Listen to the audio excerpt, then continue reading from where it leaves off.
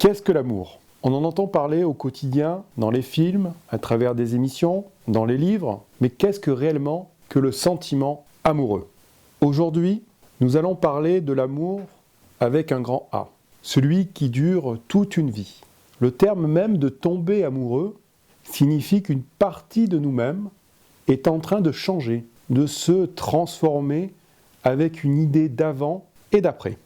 L'amour, tout d'abord, peut être défini comme un sentiment profond et inconditionnel d'attachement tourné vers l'autre, lorsque l'autre devient la priorité ou même son bonheur passe avant le nôtre. À la différence de la passion, thème que je vous invite à voir dans ma précédente vidéo, l'amour, le vrai, n'est pas un sentiment éphémère, mais durable, qui se projette dans le futur et ne vit pas juste dans l'instant présent.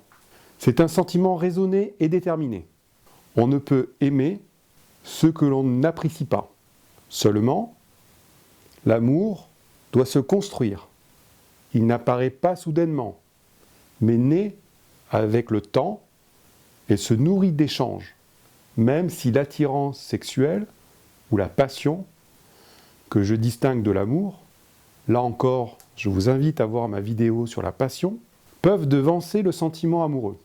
Aimer, comme disait Antoine de Saint-Exupéry, ce n'est pas se regarder dans les yeux l'un de l'autre, mais regarder ensemble dans une même direction, ce qui lui illustre bien ici un partage de valeurs, une idée d'avancer et de surmonter les épreuves ensemble avec un objectif commun. L'amour est du domaine de la raison. On apprend à aimer l'autre pour ses qualités, mais aussi pour ses défauts. Et lorsque l'amour est installé, les épreuves et les joies vont l'endurcir et le rendre plus solide. L'amour est l'ultime étape lorsque le couple a affronté les 3 premières. C'est-à-dire, la première étape, c'est la rencontre qui se traduit par une attirance mutuelle. C'est ici que peut naître le sentiment passionnel.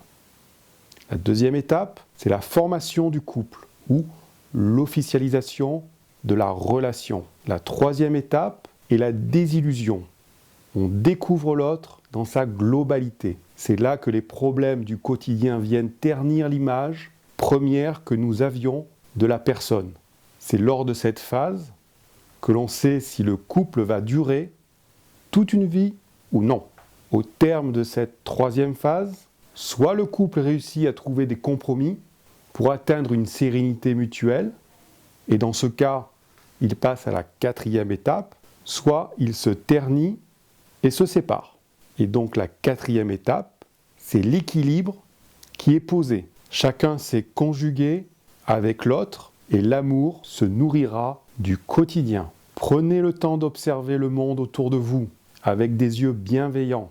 Il n'est pas besoin de rencontrer son prince charmant, sinon apprendre à conjuguer et accepter l'autre dans son intégralité avec compréhension, mais aussi discernement.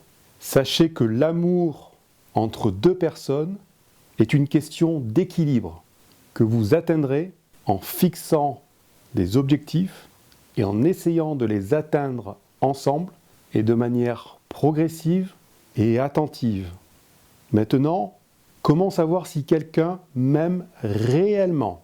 Comme je vous le disais précédemment, l'amour se construit au jour le jour et n'apparaît pas du jour au lendemain. En effet, je ne saurais que trop vous conseiller de fuir si une personne vous dit « je t'aime » au bout de 2 jours. La plupart du temps, ces paroles sont dites en l'air ou sous le coup de l'émotion ou de la passion, mais certainement pas de l'amour. L'amour est un sentiment qui se construit au jour le jour.